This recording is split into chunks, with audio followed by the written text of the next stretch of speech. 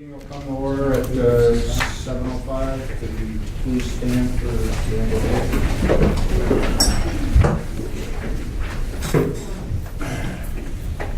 Lord, we come before you tonight and we ask that you would give our board wisdom and knowledge and discernment, Lord, by your Holy Spirit.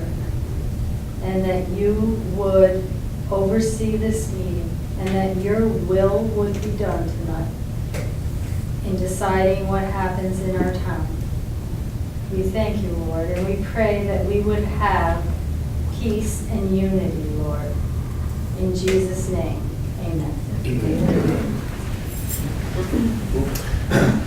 Pledge allegiance to the flag of the United States of America, to the republic for which it stands, one nation, under God, indivisible, with liberty and justice for all.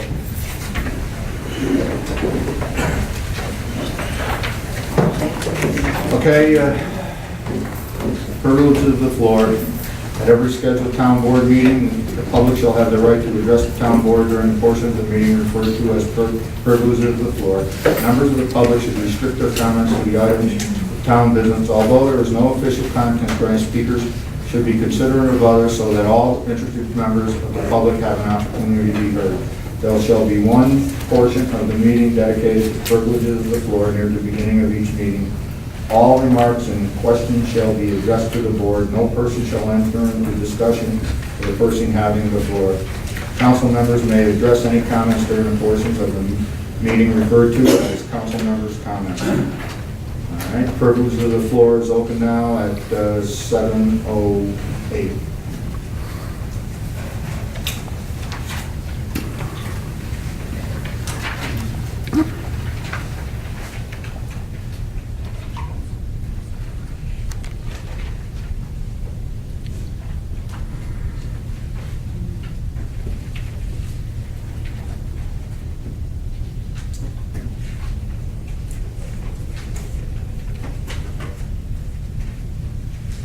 No one?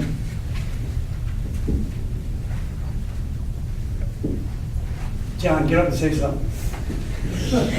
Okay. Thanks for doing a wonderful job. Thanks for the people that are involved. Okay, if there's no takers, we'll close privilege of the floor up at 7:09. 7:09.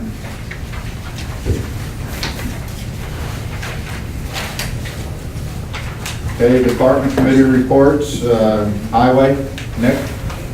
Yeah, everything's fine, not too much going on this month. Everything was good. We had a lot of rain, didn't bother anything. The only thing I did was cut some trees that were down the road, that's all. That's about it. We're just waiting for them to do some road work. But I've been getting, what I do, I get complaints about, Katie Company did a lot of roads up. And people are complaining about the stones flying all over. And they're wondering if they're gonna put something over the top of it. And I'm pretty sure they do, they have another system, another setup they put on top. Because I had the same problem when I had them working for us, you know? Everybody complained, and then they put a coat over the top, but I assume they're gonna do it. I'm gonna call the county up tomorrow and double check and make sure that they're gonna do that. That's about it. And we're going to be starting to repave the roads at the end of the month, beginning of July in Willow Run. Okay, very good. Thank you. Okay, they're going to notify us, and we'll send out a notice to all of the residents in Willow Run, letting them know that they're going to be repaving the roads up there. They're not doing all of them, they're only doing a portion of them, since we're limited on how much money we have, right? Mm-hmm. So, anything else? That's all. Thank you. George? Oh, fairly quiet month in the water department. The annual water quality reports from the year 2016 were all mailed out at the end of May to all the customer users. There are some copies out here on the desk if anybody wants one. It's online also. It's drying up anyway, so now when I see water flowing, it's not thinking of a leak running down the road or something. start reading meters in another 5 days a week. Get those things read by the first, so bills can go out. So outside of that, pretty quick, you know, calm, cool month, It's good. you know. Might add, if you wanted to say anything, there was a major fire in We Dwayne. had a major fire up in Waynesburg. It was the first test that we ever had for the pumping station on Darrell Road, and with the two usual maintaining pressure pumps plus the fire pump. And when I kind of turned around in the well house that night and saw every light in the board lit up, I was wondering what was going on. Then discovered a fire was up there, but we pumped about 140,000 gallons of water through those pumps that night. So far, everything is held together.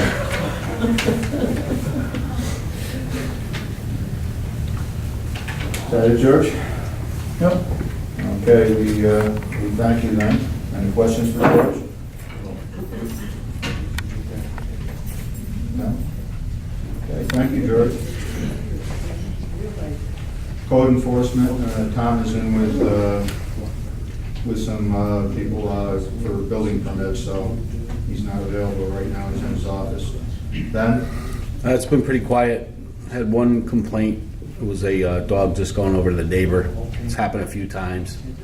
So I talked to the dog owner, and they're going to keep a closer eye on him. They said they're going to be gone most of the summer up at Lake George anyway. So if there's any more trouble, I told the other lady to contact me, see what we can do. That's about it. That was the only call I've had. Okay, is there any questions for Ben? Okay. Doug? Okay, thank you, Ben. Right. From the court, I talked with Judge Miller today. He didn't have any report, just said that things are starting to improve. Told me to relay that message. The assessor's not here today, and buildings and grounds, we're in the process of trying to get estimates for replacements of the windows. I told you that at the last meeting. I'll be coming back with 3 estimates on that, since that's going to be quite expensive to continue to replace the windows. We're going to either, they're looking for new garage doors there. I don't know how much money we're going to have extra after that to put into the building. Thinking about sealing the blacktop over there and redoing the lines. And as far as this over here, I talked with Nick again about the problem we have at the entranceway, and Nick has assured me that he's going to take care of it, so. There's a lot of wires under there. Gas line, electrical wires going to the main things are there. So we got to make sure we get all the underground people to check it real good. You know, got to be very careful. We'll knock this whole building right out. That's about it. And I see that we're still having developed a leak again up on the roof over here in this corner. I'm gonna have to get somebody over here to see what's going on with it, roofing contractor. And then we're probably gonna have to do something, as I stated last time this summer, redoing this room, freshening it up and repainting it and starting to look a little bit. After, I don't know how many years, the building has been here, 2001, so. Okay, and that's about it for that, and Just one quick comment on building and grounds. I think I mentioned this before. We do not have a buildings and grounds supervisor. Fortunately for us, Lou takes on that role. It's a lot of work. He's here, I can't tell you how many times a week he's here over there checking their building, our building, dealing with all these projects. And, you know, I just want to take a minute to recognize that fact. I know I don't have the time to do it. Most of us on the council don't, but Lou does, so thank you for your down below. Thank you, Jim. And while we're on the subject over here, Jim, would you like to speak about the EMS? Yeah, Since Dr. Pomeroy said. yeah, we could do that in case Dr. Pomeroy would like to leave early and not be bored to death by all of us. I think everybody knows that Dr. Pomeroy has offered to provide for our town CPR courses, and she did some investigations, and would you like to explain it, or you want me to? Well, why don't you keep going, because you're the one with the dates that we... Okay, so basically, we're gonna do family CPR. This is gonna include, you'll be able to learn not only CPR, adult CPR, hands-only CPR, which is something new, where it's not required to do breaths, so you just do hand CPR. Also, baby CPR, also AED, which is the defibrillators. So basically, it's going to be a very comprehensive course. There is no actually, at the end of the course, you're not going to get a card saying that you're certified, but if you need it for your family or friends, you'll have it. That's why they call it Family and Friends CPR. It's with American Heart Association. Now, Dr. Pomeroy is going to provide us with some mailings to the entire town so that everybody will be aware of exactly when it's going to happen. I have the dates if anybody wants to write these down or make a note. And we'll keep talking about this every month, but Tuesday, September 19th will be the first one. That's going to be an evening class. It starts at 7 p.m. Another evening class will be Thursday, September 28th. That starts also at 7 p.m. And then we're going to have a Saturday class, September 23rd. That's on a Saturday. That starts at 8:30 a.m. And, excuse me, I should mention that Mohawk Ambulance is going to provide the CPR dummies and a lot of the supplies. A lot of the people in the ALS division with Mohawk Ambulance have worked with Dr. Pomeroy, as I have, and they really want to do something to pay back, because she has been a mentor not only to myself, but to a lot of these folks at Mohawk, so they're actually anxious to help out the town of Princetown. And in addition to that, you should be aware that Mohawk Ambulance, if God forbid we have an emergency in town, or you have a heart attack, or a stroke, or you need advanced life support, they will be the ambulance providing that level of care. The reality is that if your life is going to be saved, or the life of a loved one is going to be saved, it's critically important because of our rural situation, because we're so far outside their nucleus where they actually come from. Somebody has to know how to do CPR at the very least. And so for that reason, we're going to try to make that available to everybody in town. We are asking that if you want to attend one of these classes, please call right here. You can call Town Hall. Sandy's going to keep track. She'll take your name down, which class you want to attend.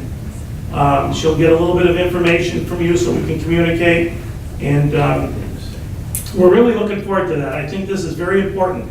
Like I said, the nature of Princetown is such that you have 4 minutes to survive without breathing. After that, there is basically no hope. So if somebody has an emergency and the ambulance is on the way and the fire department's on the way, I mean, they're going to rush to get to you as quickly as possible. But if it's beyond 4 minutes, it's critical that somebody, friend, neighbor, somebody knows how to do CPR. And if you're a mother, grandmother, or you can babysit, I mean, we're gonna go over the baby CPR. So it's really something worthwhile, and I'm hoping to get broad, participation. Greer, did you want to say any more about this? Right, and that's because everybody sitting in this room has got people in their family, they would like to know how to do this, but maybe they couldn't come to the classes. The classes may be up to 3 hours long because the leader Jeff Williams likes to do a real thorough job. So maybe they couldn't come to class, but you can go on your computer and you can see a video of how to do hands-only CPR for adults, and that's better than nothing. So anyway, the town of Princetown is going to provide the space. We're going to do it in the other room, in the utility room there. That's what we're going to set that up. So hopefully we get full participation, because like I said, the very nature of our town is such that as many people in Princetown should know how to do CPR as possible. Because if it's a family or my neighbor or somebody, I want to be able to help. So those dates will be posted, and again, if you want to sign up, you can start signing up now, and just call Town Hall, and Sandy will take your name, number, and all that.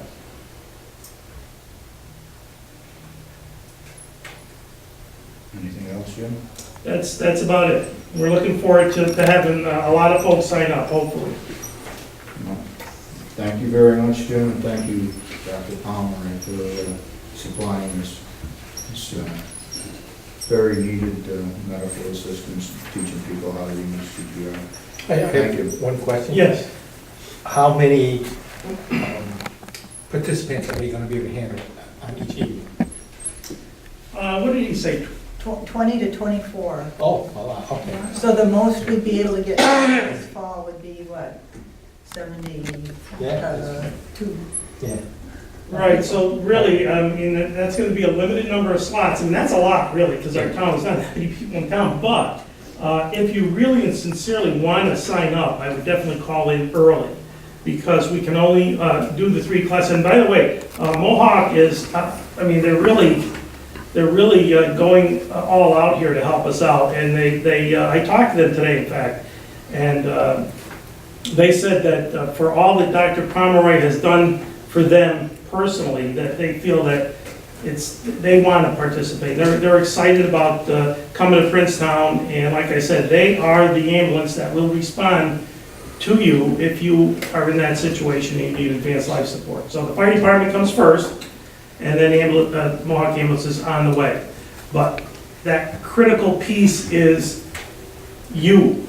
If something happens, that's that critical piece. You need to start CPR immediately, because that'll make all the difference in the world. It could make the difference between life and death. And I'm not being over dramatic when I say that. I was a paramedic for many, many years, and I've seen it firsthand. So it's not something I'm dreaming up. This is for real. I'm just curious, is part of this course, is it the defibrillator training also? Yes, according to, though I looked at it and they said, yes, they're gonna go into that. Now, what they're actually gonna do, actually, the AED is actually not that complicated. The machine itself pretty much does everything. But I guess they are gonna touch that subject, yes.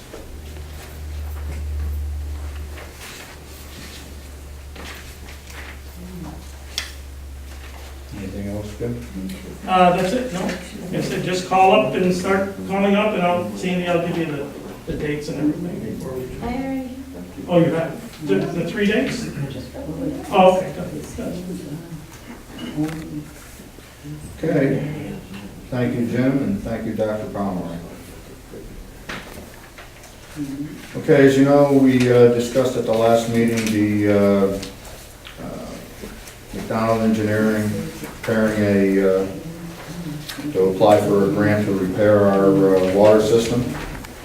And we're going to have a public hearing on it right now. Would you like to lead off with this and give us some information on what, again, so that everybody understands what's going on?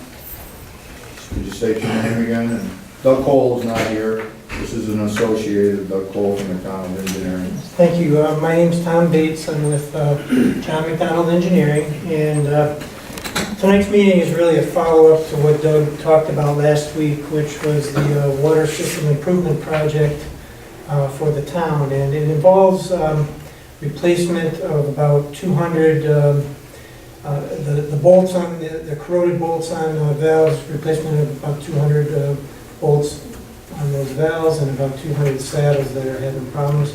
And it also includes replacement of about 600 feet of water main under that been having a lot of problems with over the years underneath the power lines. So it's really a project to kind of take care of some issues that have been coming up and that have been continuing over the last probably 18 years or 15 years or so. That's 13 years. 13 years, and to try to correct those issues, get them taken care of now, and then hopefully you won't have those issues throughout in the future. And really, the application is due June 23rd, and there's a number of steps that the town board has to take to get to the complete application. And each application is reviewed by the Environmental Facilities Corporation, or EFC. And EFC has different criteria that they rate them on, and most of it has to do with completeness and the town's willingness to go forward with the project or basically be shovel-ready. So a number of these resolutions tonight are to that effect.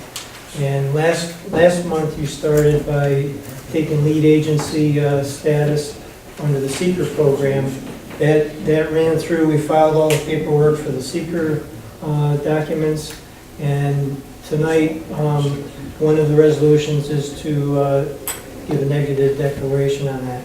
But before that, you're holding a public hearing to let the public speak about the project, the pros and cons, and then the first resolution would be for the board to say, we're going to go ahead with this project. And then if they go ahead with the project, the next step is to have the supervisor sign all the forms and documents. There's a lot of documents involved with filing this. And then the resolution after that is to, I have to get them straight, would be to give the negative declaration on the project under the seeker. And then the third would be or actually we're up to the fourth, would be the part of the application is to have an engineer on board, and you get points for that. And there's a resolution set up for the supervisor to sign a contract with McDonald Engineering, but we would not do any work until the money comes through, the funding comes through. So in other words, it's contingent on getting the funding and the decision of the town to accept the funding and the award, and then go forward with the project. And then the final project, or the final resolution, is the resolution to bond the money for the project, and that's $1 million for the project. And I think that's about it. Okay, before we open it up for public comment, for the public hearing, for those of you who don't know, that the bands and the bolts, if I'm not mistaken, they were carbon steel that was put in originally. And that was supposed to be the ones that were not going to rust and cause a problem. And to find out they did. They weren't stainless steel that was placed below the ground. And they're going to be replaced with stainless steel now, am I correct? Stainless steel. And so eventually all of these bands and bolts are going to fail. Am I correct in that assumption?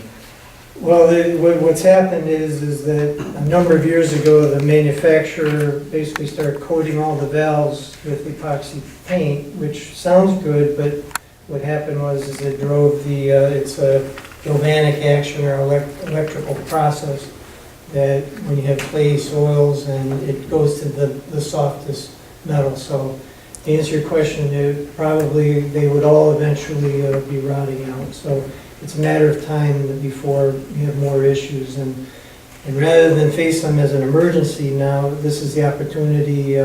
The grant is a 60% grant if you're eligible and awarded, and a 40% low interest loan on it. But they probably will have issues throughout the years. Yes. When we're asking for this funding, and eventually they're all going to be replaced, we may not be spending all of this money at this time. Am I correct in that?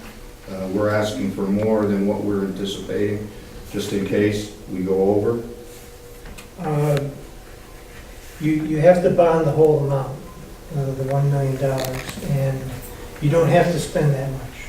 So if the project comes in lower than that, you don't spend it, then they only, they pay 60% on the amount spent for the grant. And if we decide not to go forward with this, even though our application is in, we could always back out of it, am I correct? Yes. What happens is that they're looking at reviewing everything over the next probably 6 months, or probably 3-4 months, and make the announcement in late fall or possibly, last year, I think they came out in October, November timeframe. We've heard November, December this time. And they send you a letter that says that, you were deemed eligible for these funds, these are the arrangements, and they talk about, the amount of funding that the amount of grant, the amount of loan, percent for loan, and then that's your opportunity to accept that or decline it. The other part of this equation is if we don't do this and accept this money, we will end up spending more over the course of the next few years or whenever, replacing these. And it will be much more costly, I'm assuming, as things go up, George, am I correct? Yeah. Well, the worst thing is, you can get them all replaced, next year, say. This year we already had, in a week's time, we had 3 saddle tees and 6 valves go. Now, if you have a day or 2 days, all of a sudden, the valves didn't totally blow, they were leaking, we caught them because we were fixing one right after the other. But if these tops blow completely off, it would take me about 3 hours to drain the water completely out of this town. The tanks would be empty. I have another question. This is going a little bit far-fetched. Would we be able to recoup what we've already spent on this? I think we asked that question before. No, whatever's been spent, they don't do retroactive money spent. So let's say this whole project costs $600,000 and it's done. We bonded $1 million, I understand we have to do that. Do we go back and renegotiate that bond back down to 600?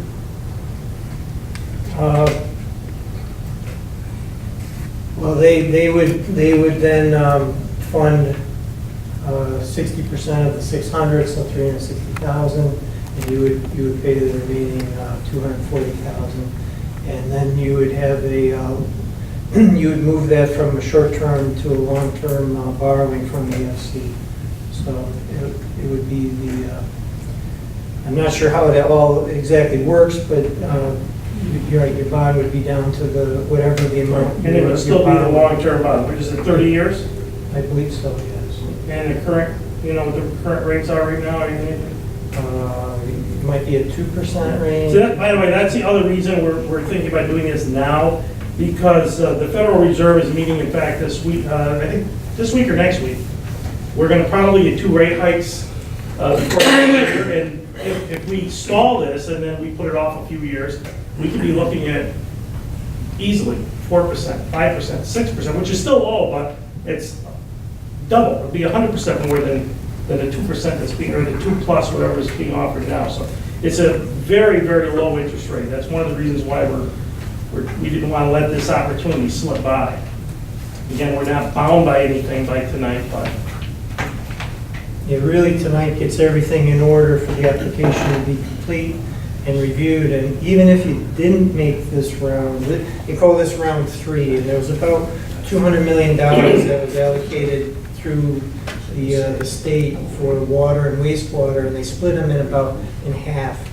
And so it's about $100 million for water, about $100 million for sanitary work. Sanitary loan grant portions are 25% grant and 75% loan, where the water is about the best deal around right now at about 60% grant and 40% water.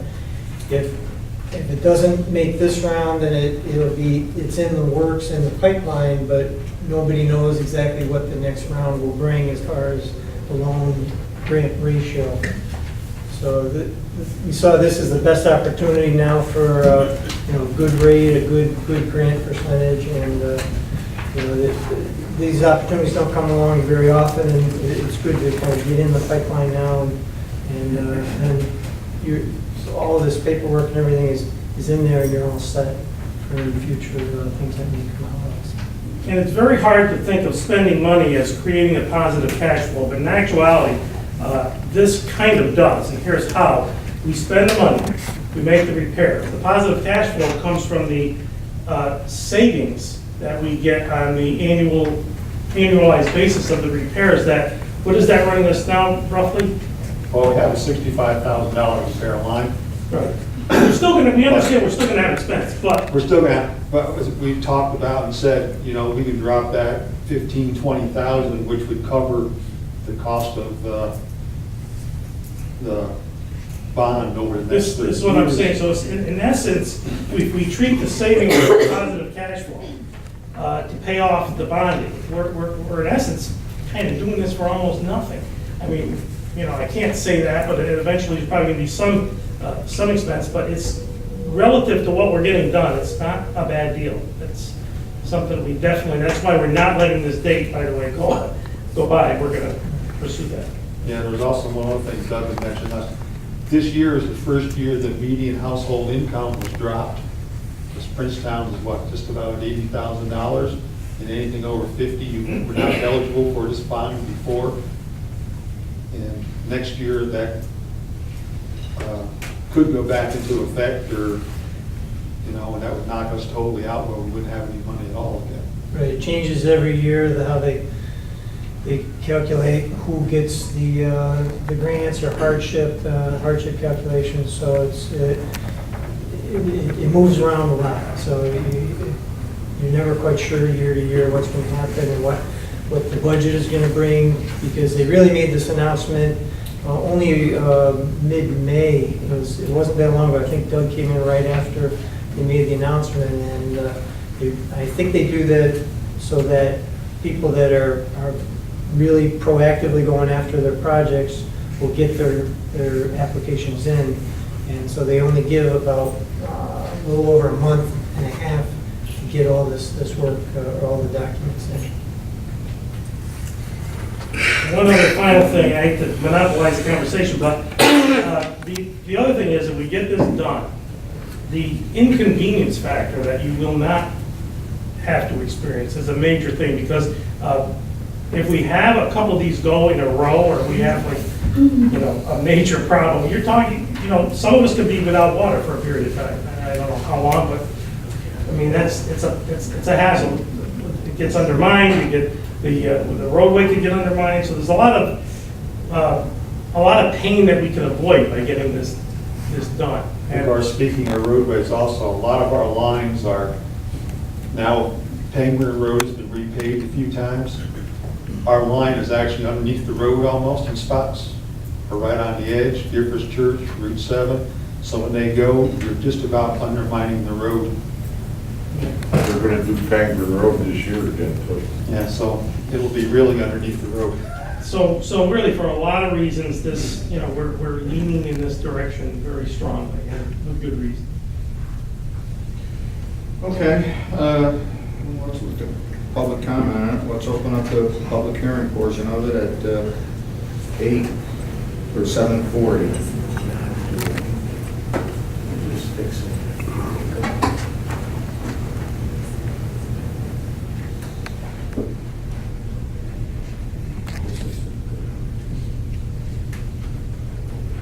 Looking up, no comments.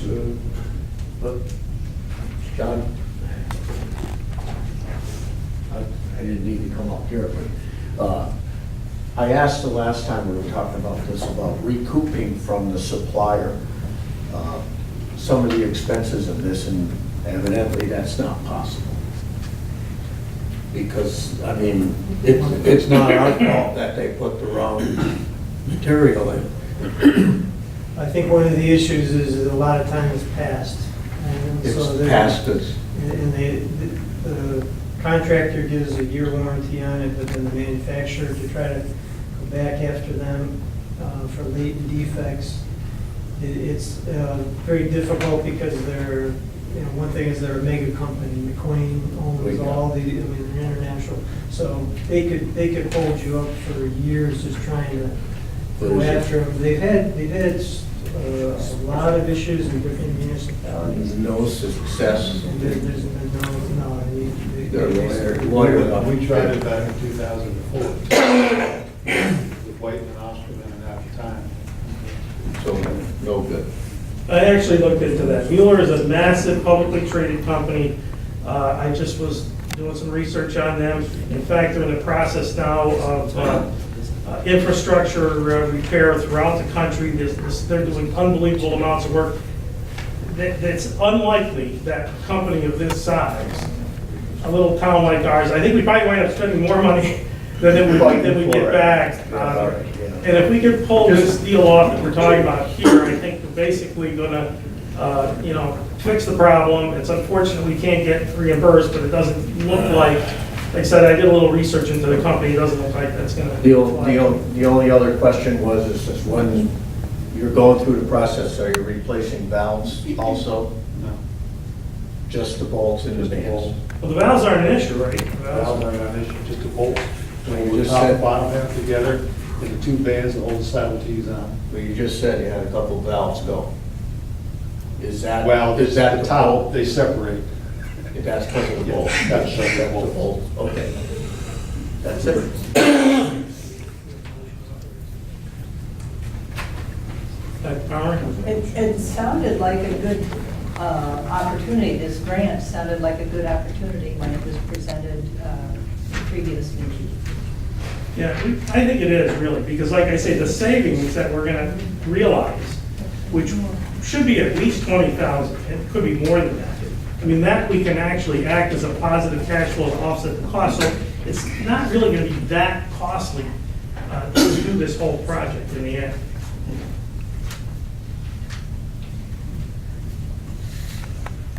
Doug, any comments? No. I want to ask you something. George, what I was wondering is, the valves, when you do these bolts, do you have to actually disturb the valve or just take the bolts out one at a time and replace them? How does that work out with you? The engineer can answer that. You can take a couple out at a time, there's either 6 or 8 bolts on each valve. You can start taking one out at a time. Once you get a couple out, then you can start knocking the rest out. That's what I was wondering, so you won't disturb the water supply Now, unless there's a problem with the digging, that's another thing now. You're gonna be on that detail, correct, watching what they're doing all the time with the engineers. yeah. Because I know digging around those pipes, you gotta be very careful. If you break the pipe, now you got another job, correct? If they break the pipe, they would be responsible to replace what they broke. So if they broke the valve or the pipe or any of that, at their own cost, they would replace it. Who would be the contractors doing this? Is this put out the bid? It would go under normal municipal bidding procedures. EFC also has certain requirements that the contractor has to meet as far as the MWBE requirements and also, I think, Section 3. So they have a number of, to follow through with the grant and the funding, you have to abide by the EFC's procedures. So that's what we do. We go out to bid under the municipal rules with the EFC requirements and the packages. Do you think that it's gonna be mostly, the bolts are rod, they're all ruined. They're not gonna unscrew, correct? You're gonna use a torch? How's that gonna work out? You don't really know, Most don't of them, you can take a nice screw, or a lot of them, you can just take a punch and knock out. you? Just hope for the best. Some might come Grind them out. off. There's no other way to get them out, you gotta use a torch and cut it? You don't use the torch on them. You can't. A lot of them, we just, You got the put a tools. back wrench onto it with another wrench and back them off that way, or Some of them, the heads and nuts are so Maybe far get a down. hydraulic thing to snap them right off or something. And I know you can't use a torch, like you said, you know? Because you're gonna run into Grind the head real, off. you're gonna run into real rusty bolts, correct? And they're not gonna pull a screw. Well, in our engineering report, there's some pictures of the bolts that were taken out, and some of them are, they're like nail thin, they're They very come to a thin. point. They'll break very easily, in other Yeah, words. they do. Okay, hopefully. What is the cost for you preparing this if we decide not to go forward? Pardon me, Supervisor? Well, if we decide not to go forward, there is a cost for you preparing this and filing the application. No. There is no cost. We're set now, and then if this doesn't go through, it's pretty much, that's it. Even if we reject we decide not to go forward with it after we file the application? Yes. Basically, you know, if they go through with the application, then we'll, you know, we'll have the contract. If not, then we don't. I suspect we will have to pay any bonding costs that we would if we negotiate a bond. No, I was talking if we decide not to go forward after he places the application. We haven't started the bond fee yet, the bond No. application. The bond resolution was done by our office, and once you get in the award, and if you do go forward with it, then you would. Right, because there's a fee just to write the bond. Right, and then you would pay, and those costs are included in there, but you wouldn't have spent anything if you're not going to accept it. So we're doing this right now, you know, as kind of in anticipation that if it does go through, we would have the contract to do the work. And if you decide to not do it, we're basically in the same boat as if it wasn't, you weren't eligible for it. Okay.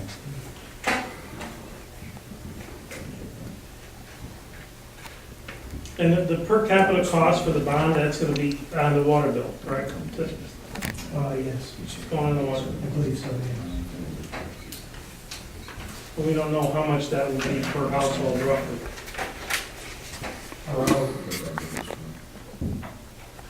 I'm not sure exactly how much it would be. It really depends on the interest rate that you settle on, and also, The total amount yeah, spent. they say up to 60%. You're never sure whether you're gonna get the full 60% or exactly how much, so that's why you really have the option when you get the offer to. I thought the 60% was set amount. They say it is, but things can happen. We've seen where they may be just all loan. They might say, okay, you know, we'll give you a low interest rate loan. It depends on the scoring, it depends on different things. So the 60% is not cast in stone then? The way I've read it is up to 60%. And then they do up to $3 million. So usually, if you go through this whole process and you put everything together, then you're pretty sure you're going to get to 60%. But the ones that we've gotten previously, they've all been 60%. And I mean, it is an important But you issue never- because we're committing, and, you know, I was under the impression that was kind of a solid figure, the 60%. When Doug was here, he had mentioned that annually, people living in the water district would pay $7 less per year if we did this. It's in the paperwork he left us. okay. Assuming the 60% goes through. I mean, that has been our assumption. You can assume the 60% is a solid number. Good. The only thing I'm saying is that things change sometimes with the state funding, and so it's not a guarantee until you sign, until you get the paper that says this is what you're awarded.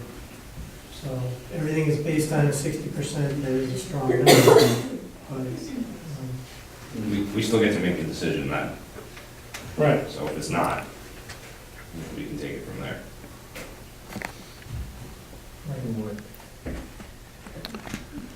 Sorry, John. John Proper. We're going on the assumption that we're gonna be approved for this. Correct? We're applying. Yes. So what Lou supervisor brought up is if we back out, there's no expense. What if we aren't approved? What, I mean, we might not even get approved for this, right? For this round. There's no guarantee that we're gonna be approved for this grant of maybe 60%. Right. Okay. So we're assuming, all of us, that we're gonna apply, but that doesn't mean we're gonna be granted the grant. No, it all depends on how you score and how you're ranked and through the whole, and really the complete application has a lot to do with the scoring. It helps you with different points, but nothing's guaranteed as far as the being awarded the grant. Okay, that's all The I, good thing is, in the scheme of things, $1 million is a very tiny, a tiny one, really. I mean, so I'm hoping that just by the fact that it's small, that it'll get, yeah, well, I hope it happens too, but that's, I just wanted to make that point. I might add that this is only going to affect the people in the district that has water. This is not going to affect anybody for paying into this district as far as the bonding and whatever. This is only for the district, the water district. This is not going to affect people that doesn't have water. So as far as whatever the interest rates and whatever it's going to be. So. I know that, I'm sorry, Jack White, I know that you're all very diligent in looking at the finances and the grant money and all that, but I feel if you didn't look into this, you didn't do this, especially with problems that, we have with the water, it'd be very irresponsible not to follow through and go right to the end and see if this was something that we need to do. I mean, the water system has a problem, it's a known problem, it's a problem that can be fixed, and you have the opportunity right now to do it at, a low cost to the town. So, seeing each one of you pay so much attention to what's going on here, and looking at the finances of it, you'd be irresponsible not to follow through and go to the end of this. That's just my opinion. Okay, thank you, Jack. Anyone else? Mark? Yeah, I gotta get in it a little bit. Last meeting, I said that, we're a no-brainer to get it done. To get back to the Bowls, is my opinion, being in a water district, 1178 Gifford Church Road, when McDonald Engineering ordered the hydrants, they ordered, which is the best hydrant, instead of getting a Ludlow or Eddy valve or whatever, they're the better hydrant, but I'm sure there was a dollar figure that was entered into that. And with the cheaper bolts not being stainless steel, they will probably went with a cheaper bolts. So I'm not picking on McDonald Engineering primarily, but then on the other hand, as George said, if he has 3 or 4 failures now, what's going to happen in 10 years? Is that deterioration rate going to increase? It probably will, because it's electrolysis action that's happening to the bolts. I've had a little experience with gas tanks and also been involved with the diesel engines when they first came out, or was using road diesels like your truck into it from electrolysis action that goes on. So as far as I'm concerned, it's a no-brainer. And as George probably didn't really specify, when they take the bolts out, they don't take all the bolts out. If there's 10 bolts, 8 bolts, or whatever, they take one out and replace it. Take another one out and replace it. And many times, those bolts, I'm sure, are totally disintegrated. There's nothing left. George would probably specify to that the nut is totally gone in the bolt. Correct? I mean, there's nothing there, George. You'd have a head completely gone, The nut could completely gone, or the head and Right. the nut are good, and the bolt itself is just the width of a pencil. Basically, they don't take the valve apart. They don't want to take the valve apart because it's sealed. It's already has a certain amount of rust or whatever. They just replaced probably the bolt. You can correct me, George. It's probably do one bolt, two bolts at a time. Yeah, we On try to maybe take eight care bolt of the- valve. We try to start with the worst couple bolts first and Right. replace those. Instead, by the time you get 2 or 3 of them done, then you can knock the rest of them out all at once, and the valve's gonna stay together. But it's good that McDonald Engineering has grabbed the ball and stepped up to the plate and said, we're gonna help you out with the grant. I mean, to me, it's a no-brainer to, as I said last month, it's a no-brainer to do it. And with, Jim says the interest rate is down too, from what it may be 10 years or 5 years from now. That's my opinion. The board do what you want. Well, not only that, but the reality is that water in the town of Princetown is one of our crown jewels. Ask anybody around us who doesn't have it, and they'll tell you. So we really need to protect our crown jewels, and this is one. I mean, if you've got it and you've had it for a while, you know what I'm talking about. And for those who don't have it, wish they did, they certainly understand. And people up in Duanesburg and around, you know, who don't have it, some of them are pulling their hair out when they run out of water. Anyone else?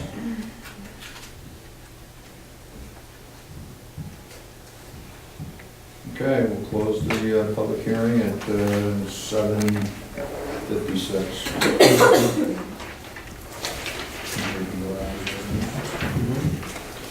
Is there anything else I'm sorry if I didn't ask Susan, you got any questions? One question, how long does it take for the whole process to go through? I mean, like how many months? For the grant application process, Yeah. well, the grants are due June 23rd, and then they review those, and we're hoping to hear late fall, I think, for the announcement of who gets the grants and who gets the awards. And then the process takes place, and so you're probably looking at construction next summer, I think. So my question about that though is what if, like, we just had that problem with a bunch of them going, what if something happens within this timeline, now that if we apply for it, does that guarantee us some coverage or back payment like he was mentioning? No. So if The only things thing did go now or in another month or two, even though we're applying for this and doing it, it's not gonna cover either. The only thing Doug Colwood said in the last meeting, or in our meeting, if it was approved, then we started having some problems, That would- they could get okay. that could be covered under 60% or whatever, but until it does get approved. When you That's repair what I them was now, wondering, you so- put stainless in now? Yes. You put stainless in now. Yeah, So we- essentially, what she's saying then is, if you got 100 of them with stainless, and it's 100 we don't have to do. So we We should, got like 40 of them right now that are done. okay, so that 40 we don't have to do, so we're gonna have some savings there. So we may be under that $1 million threshold. Well, we should be. He said that million was like absolute max. So essentially, what she's saying is that, in a sense, we are gonna be paid back, because they're done. We don't have to pay them. So either way, it's, I think the actual quote was like 971,000, but he went to $1 million for Right. just a round number, but it shouldn't be more than that 970. So, Yeah. so really all we have to worry about, like what Susan's concerned about is how long it takes us to get approved. Once And we're what happens in approved. between if something should go. Yeah, so how long, maybe does approval come, what is that? I know you, It'll probably be late fall this year. late fall, Yes. all right. Maybe if they move quicker, it might be early fall.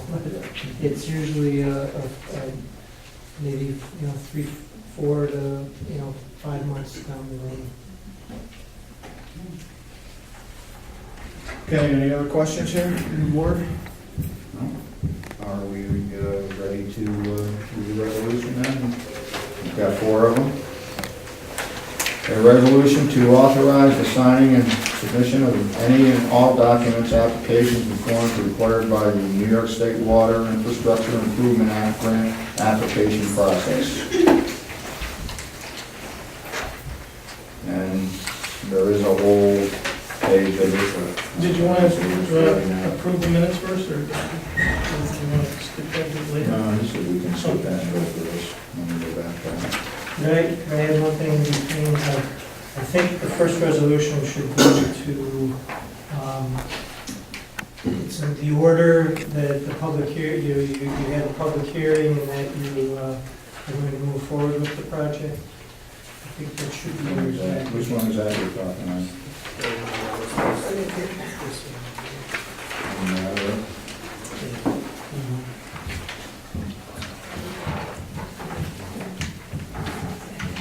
That way you're moving ahead with the resolution that says it's in the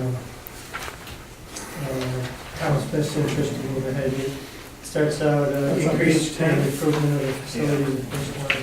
What page?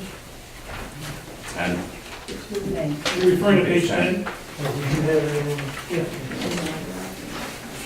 I think that's what you're referring to, Will, so we know. Yes. Starts off within the matter. Page 10. That's the one, yes. That basically talks about the public Okay. hearing. Gotcha. That's the one. All right. In matter of resolution authorizing increase and improvement of the facilities of the Princetown Consolidated Water District Number 1 in the town of Princetown, County of Schenectady, New York, pursuant to section 202-B of the town law of the state of New York. You want me to read this one thing? Would anybody like me to read the whole thing? It's in your printed packet, so if you want us to read it, we'll read it, but we can save time. Okay, is there a motion to accept? we gotta fill in this part, right? It's the fourth whereas, public hearing, it's like 7:40. Well, it's just that it was called for the meeting at 7 o'clock. Okay. Is there a motion? I'll make the motion. Or a second? Sandy? Who made the second? I'm sorry. Doug? Doug? Supervisor Esposito, Yes. Councilman Vivaldi, Yes. Councilwoman Schaefer. Yes. Councilman Jack DeRusso, Yes. Councilman Gray. Yes. Okay, which one am I supposed to do next? Does it matter what sequence the rest of it? I don't think it matters. So we go back to where we were, I guess. Well, should we authorize you next? No, they will really authorize the supervisor to sign any of the papers. Be the next one. So we're on page 3 now, correct? Yes. Okay, a resolution to authorize the signing and submission of any and all documents, applications, and forms required by the New York State Water Infrastructure Improvement Act grant application process. Is there a motion? Unless you want me to read the whole thing. I'll make the motion. Is there a second? Second. Sandy? Supervisor Esposito, Yes. Councilman Vivaldi. Yes. Councilwoman Schaefer. Yes. Councilman Jack DeRusso, Yes. Councilman Gray. Yes.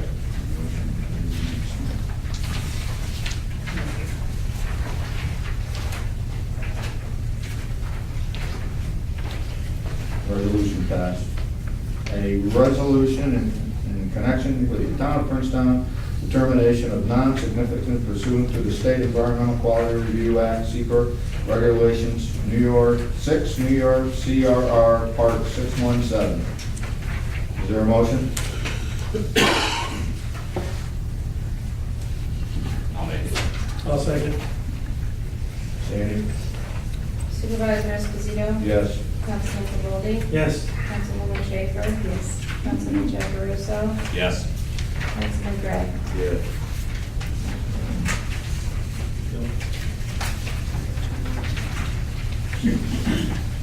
Six. Bond resolution dated June 13, 2017, a resolution authorizing the issuance of a $1 million bond of the town of Princetown pursuant to local finance law to finance the $1 million estimated maximum cost of the improvements to the municipal water system referred to as a consolidated water district number 1 of the town of Princetown. Is there a motion? I'll make the motion. Second. Sandy? Supervisor Esposito? Yes. Councilman Pavolli? Yes. Councilwoman Schaefer? Yes. Councilman Jackaruso? Yes. Councilman Gray? Yes.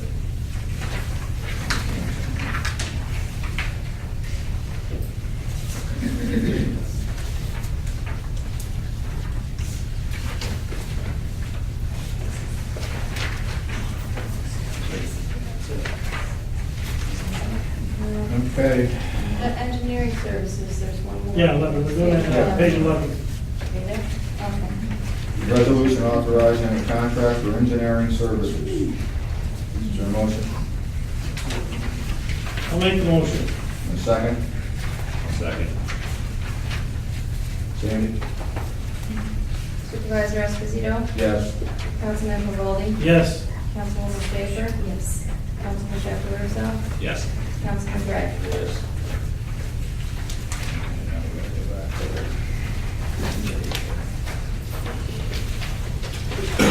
Okay, resolution passes. Okay. We're on page 2 now. Meeting minutes. It's hereby resolved the meeting minutes of May 9, 2017, regular town board meeting are approved or as amended. Is there a discussion on it?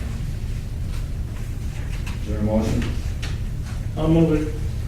I'll second. Sandy? Councilman Pavolli? Yes. Councilwoman Schaefer? Councilman Jackaruso? Yes. Councilman Gray? Yes. Supervisor Esposito? Yes.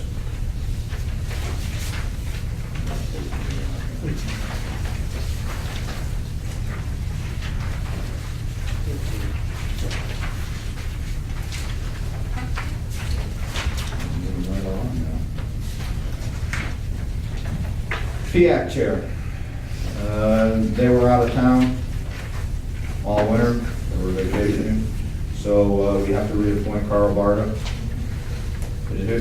Be it resolved that Carl Barta is appointed as PIAC chair at an annual stipend of $200 for a term to expire 12/31/2017. I'll make the motion. I'll second. Oh, I'm sorry. Sandy? Councilman Pavolli? Yes. Councilwoman Schaefer? Yes. Councilman Jackaruso? Yes. Councilman Gray? Yes. Supervisor Esposito? Yes.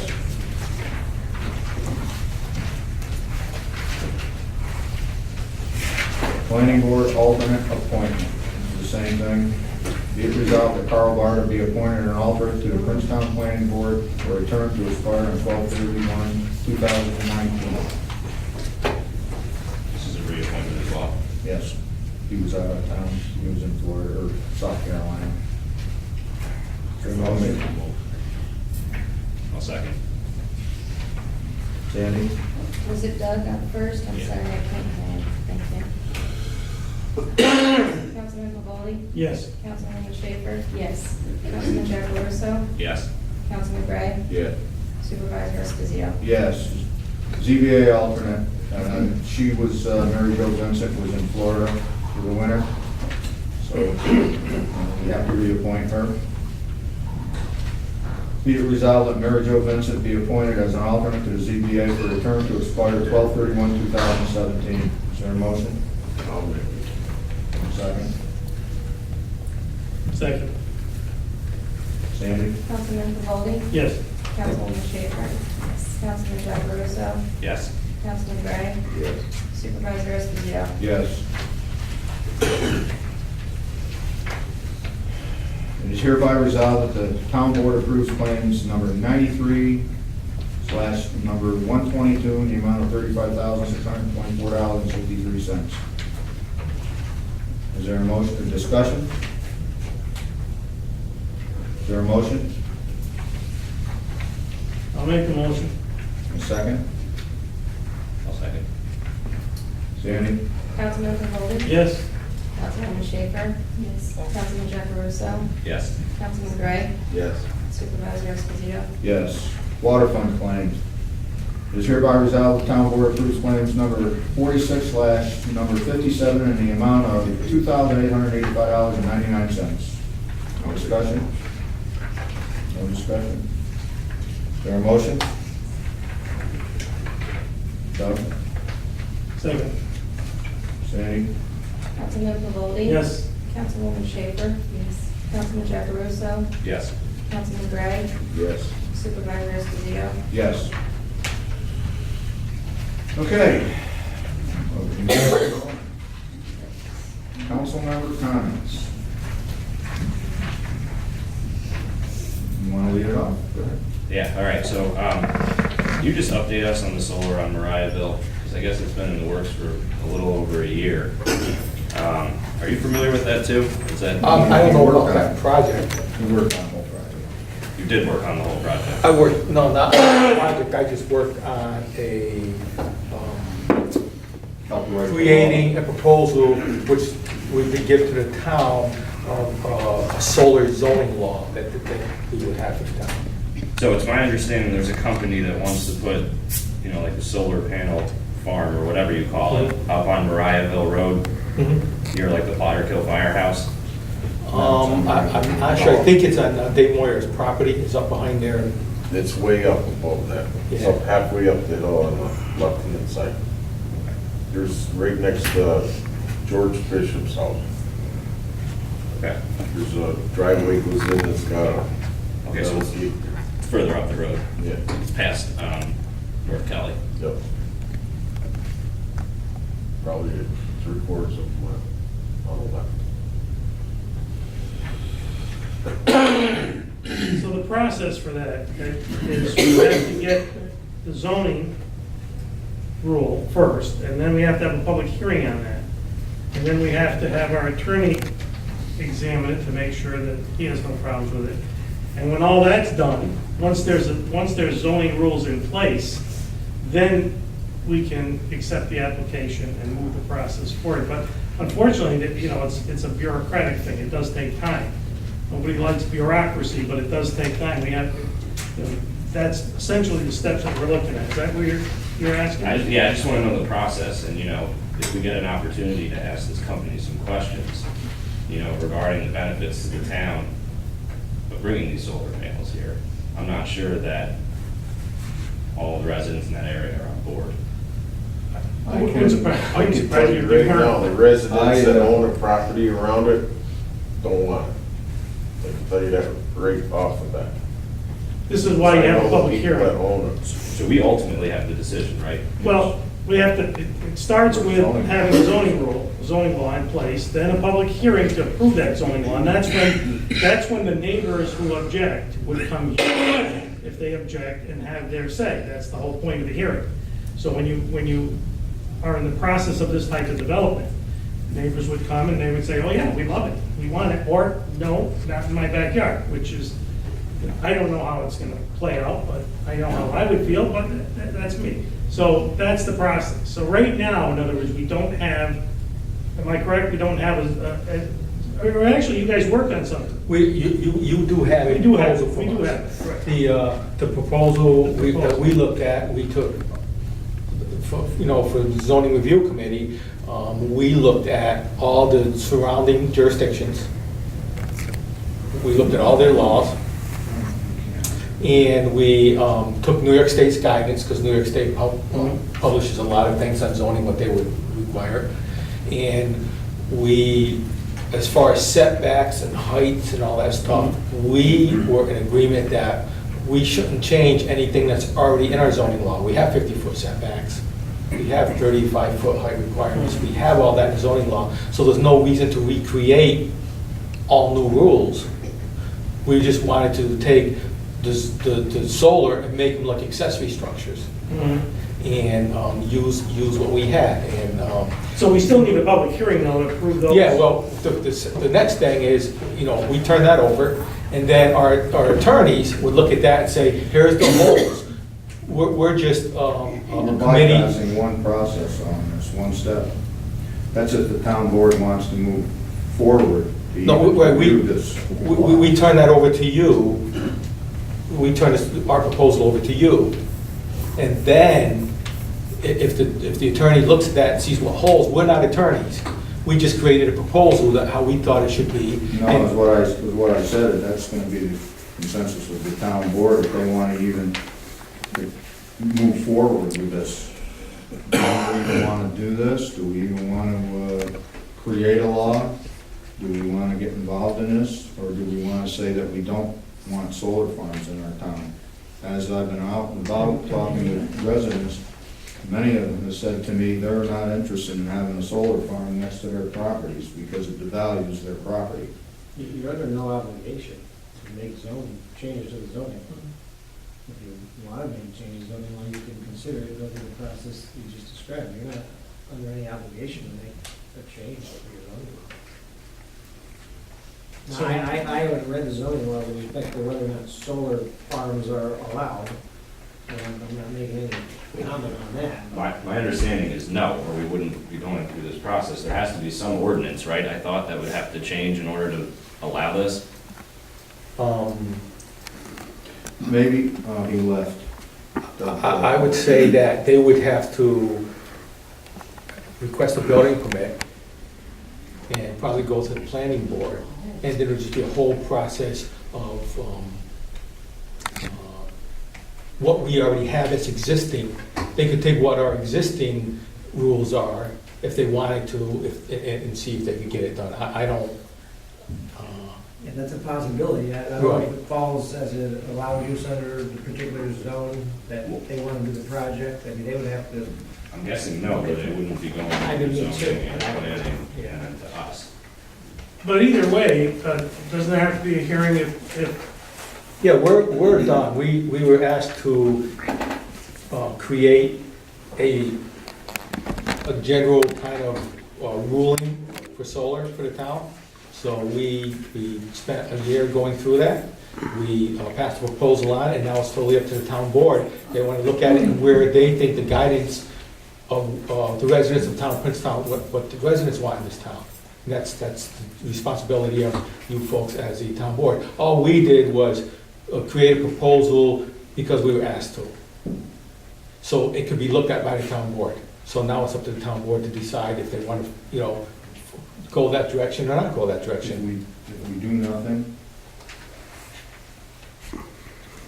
if we decide we don't want to do this, we don't want to even create a law for solar farms, and they apply for the application, and the planning board grants it. it would be on an applicant basis, because you could apply in different parcels of property with different zoning classifications. I would have to know who's applying and what the project is to even answer that. That's next door to neighbor in Dwaynesburg, too. So would you have to get involved with Dwaynesburg, too? Well, I don't think this general site plan approval process, It's pretty much all in Princetown, but. would they have a most of public it is- hearing? I don't recall off the top of my head if the site plan, the normal site plan process requires a public hearing. But theoretically, if they could find a way that the applicant says it's zoned for solar use, which I don't know if they could or not, they could then just go to the planning board for site plan approval. I don't recall off the top of my head the process for Well, site plan approval. If they're looking for a zoning law, then we don't have. I would assume so, but I can't say. well, we have some. Yeah, speak from the planning board. Go ahead, Nicole. So, they came to the planning board probably 6 months ago, probably, we first started doing the zoning law? Yeah, it We've was, been bugging on what, 6 yeah, it months? was about 9 months ago or so. It was quite a while Okay, so ago. they came to the planning board for guidance on what to do about their solar farm. And there wasn't anything in the zoning law for them to do anything. So that's basically where it went to the zoning review committee. And then that's when everybody at the ZRC had to make up the law for that. And then, so nothing ever happened to the planning board. So if there's no law in place, I don't think anything can actually they can't just go to the zoning board or the planning board for a site plan because there's nothing in place for them to do.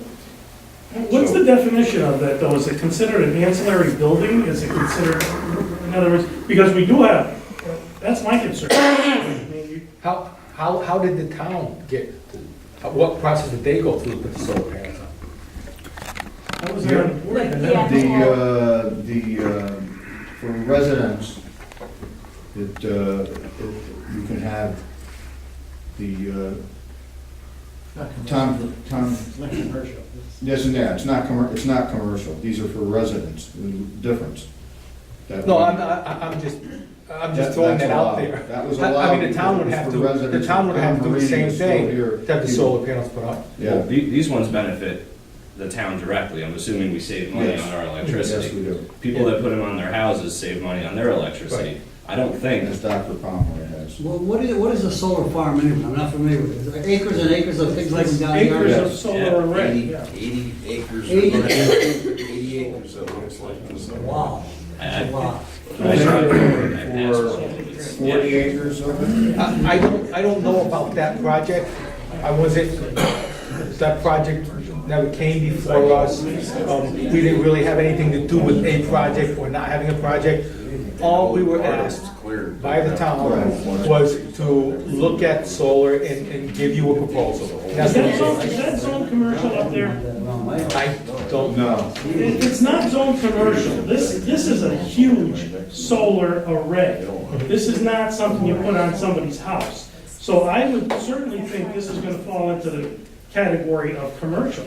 If you're gonna put up 5, 10, 15 acres of solar array, that's not I think they're residential. looking at 30 to 40. 40 acres, that's, 80, Doug was saying. That property is 80 acres. I tend to remember being at a meeting that a company came that does solar farms, and they were saying that in order for them to be able to do a solar farm, the town had to have a specific zoning law for that, because it's For it's that. not, right, it's not a residential And operation. that's why they said the next step would be, if the town wanted to go ahead, they would have to put a zoning law on the books for solar farms. Right now, also need a variance, because I that's don't what the see, company is asking for. I don't see how we could do a commercial operation on a residential if that's all zone residential. That's the problem. Agricultural. I mean, there's more than one That's the other issue. thing that, the applicant was, when we just passed this, was supposed to be putting money in escrow to do this law to begin with, which was never done. And it's not your fault, it's the town board's fault, because we should have established that, and I told them on the phone, when I spoke with them about this past week, that they were supposed to put in money, because it's not up to the town to create this law. They're the ones who are asking the town to create this law so that they can put up a solar farm. So the expense should lie with them, and it didn't. So, like I said, then the other question is, what's the consensus of the board? Do you want solar farms in our We should town? probably have an executive session when these, Well, this is for public. I mean, you can't- Well, my question is, have you guys looked at the proposal that was sent to you? Oh, yeah, I As a board, as a whole town board? Can that be, have you seen it? yeah, but my concern with it is, I don't know what the classification of the property where it's going on. And if it's not classified as commercial, then to me, putting a 40-acre solar farm is no difference than putting a 40-acre warehouse. Same thing, in my opinion. Because if you're a neighbor of that, and you're a residential neighbor, I don't think you're gonna want this gigantic monstrosity next to you. Because it's. The other point is, Jim, we only have two parcels that are commercial, and that's Route 20. That's where short section up here in Route 7. That's zoned for that. And a little bit of the road up Pangburn Road, both ways, just a short I think that's distance. the issue, really. So it comes down to, all of the rest of our land in Princetown is either agricultural or residential, or residential agriculture combined, as it is on the southern end over here. So I would say, you know, that if it's on commercial and I don't know, If you read the proposal, we were talking about commercial back and forth, and and looking at other solar laws, instead of naming it commercial as something that the town would or wouldn't want, or the town would want to send to the planning board for something, instead of calling it commercial, we said in the proposal that it would be energy that was transferred off the property, not for, so when you're talking about personal use, that energy would be, you know, I forget exactly the wording, I would have to look it up again, but it was, you know, transferring energy off the property and not necessarily just for personal use. And so that eliminates whether you're saying it's commercial or not commercial, is because now they can get where they're so big on personal property and the people aren't using it. It's not a commercial set of arrays. It's just a person trying to sell energy back. So we just worded it a little bit differently that you should look at and see you know how you would want that wording. If you even, like you said, with the solar law, if you eliminate whatever sections you feel it should be eliminated, or if you decide to Well, have a a law or 40-acre not. grid is, a 40-acre grid is gonna sell, a 40-acre array is gonna sell energy back to the grid. So essentially, what you're dealing with is a commodity being sold back to the grid. It's So being transferred, right. in the clearest definition of commercial, you're having a commodity that you're trading and selling it back to the grid. I mean, I don't really see a lot of ambiguity there. To me, it looks like commercial. So that would be my concern. That I wouldn't want to go and say, well, yeah, you can go ahead and do that, because all the neighbors are going to go nuts. That's my concern. Many of the neighbors that live up there are not going to be happy. Now, I don't know that for a fact. I haven't been up there to talk to them, so I will go up there and talk to them. I've been talking to them, and they're not, I haven't heard one good response yet that they were in favor of having a solar. And the main reason is it devalues your property. I don't. Yeah, that's something the zoning review committee didn't get involved with. We I weren't know involved that. with It's all you did. looking at that, or we were just looking at how would you control that as a town. And so that's the way we wanted the proposal to be looked at by the town board. How would you control that from happening? The question is, do we want to move forward on this, or do we just want to let it lie and say that we're not going to allow solar farms in the town? Well, I think we should consult with our attorney to make sure we're on solid ground with I've whatever we been speaking decide. to them about it. I don't want to, I mean, Solid ground for what? well, if we say we don't want to allow solar farms, I mean, are we, Well, you have an existing code, it either allows it for any particular applicant, or it doesn't. well, it allows not, we don't address this particularly solar farms, but we do address commercial operations, which I'm saying this meets the definition to me of a commercial operation. So I'm saying you can't do it there. Isn't it residential property up that way? Yes. Residential Yes, it is. agriculture. I would have to review your zoning code and form some opinion as to whether or not there's any possibility that some applicant could apply for a solar farm and find a way in your existing code to allow it without a zone change. I can't answer that. Okay, well, then we can have you take a look at that. We'll work with you on that. So what, you want to leave it like that? Well, what's the consensus of the board? Susan, you got anything you interested in? I think if it is under the commercial, if it falls under that, it would open it up for a lot of the rural areas up in that area to then have commercial business, because wouldn't it open it up for all types of commercial? Or would it just No, be no, specific for a solar farm? And No, then, just address the solar farm. The solar farm, but- Zoning is- but if they change zoning for commercial though, does that change anything? I don't know. Well, no, we're not changing the zoning for the, what we're talking about is allowing this to happen, which in my opinion, since it's selling the commodity back to the grid, that's commercial. I That don't would see be it. commercial to me too, I Right. agree. So, Right. and I'm saying that if it's commercial and it's residential zone, then I think, subject to our attorney reviewing this, that it's not something that we can grant. Which would be the same as, like I know Doug, you experienced too, where people contacted you to see if I've you're already interested been in leasing. contacted. Right. They want to put one down on my place. Right, we were What do you contacted, need? there was a lot of them, right, so that's That's what I'm saying. If you open that, then how many other people would be able to, and then we're gonna have solar farms Yeah, all over on right. people's property, they're trying to lease, or, I mean, I don't, Yeah, it's not gonna be limited to one. right, No, that's what I'm one saying. I don't parcel. think that would be. No, this is a watershed moment, and we allow this, which is essentially, I think, Right. you know, am I reading it wrong? I mean, you're selling a commodity to the No, you're grid. not. No, go- Nicole, what's the consensus of the planning? Planning board was mostly in favor of it. Power line, that's what they're gonna do. But since they didn't know what to do, since there was nothing actually saying what to do about a solar farm, I mean, solar panels on houses, that's allowed, and, didn't know how to treat it, that was the main problem. Because there was nothing, I mean, I don't think they ever really took into consideration that it could be something under commercial, like you two were just saying. But, the members were saying that there's no actual solar law in place to allow a solar farm in Princetown. But talking, I think it was one of the ZRC meetings, I think George was saying, or Paul was saying that he only expected a few of them throughout the town, right? Because, he was saying because the amount of power that was actually going to be supplied, there was only like a few. It was actually the three-phase wiring going through the town. So there's only 2 spots in the town that they could actually put them in and make them work. They're not gonna, National Grid is not going to run the type of power that they need off to somebody's farm. It would have to be on Marlboro Road, someplace they already have the. Right, so he didn't really foresee like a bunch of them popping up throughout Princetown just because he didn't think that power was going to be able to be supplied for them. You know, there's an old saying, never say never. Well, true.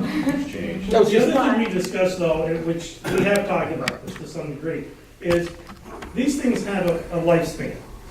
And once they've met their lifespan, and then it becomes a real, I don't know how to say it without saying a bad word, but it becomes a nightmare, okay? Now, if you're a neighbor there and all these panels are falling down or whatever, what do you do? Well, So they have to provide us- that was addressed again in a proposal. Right, If you. but how much money do we set aside? I know it was in the escrow part of it, I read it. But Okay. how much do we set aside to cover this eventuality? I mean, if you say, well, maybe 30,000 will cover it, and then it's $500,000 to get rid of it, what do we do then? That's my point. I understand it, because I did look at the proposal. It's already established in the state guidelines that explain that, and that's why we said it would be up to the engineers to tell you how much it would cost to dispose of that, and it would have to be at a cost,